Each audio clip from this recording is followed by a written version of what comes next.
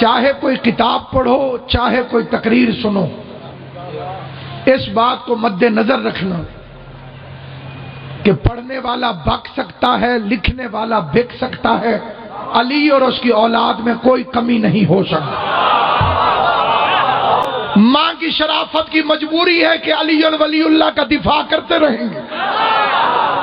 बिकने वाले ज़मीर अली के खिलाफ, बकने वाली ज़बानें अली के खिलाफ, जिसे मिंबर मिला उसने अली के खिलाफ तकरीर की। लेकिन हजरत अब्बास के अलम की कसम 1400 साल गुजरने के बाद आज तारीख का फैसला यह है कि तख्त टूट गए, ताज उछल गए, बादशाह मर गए, अली के खिलाफ भौंकने वाले जहन्नम में पहुंच गए।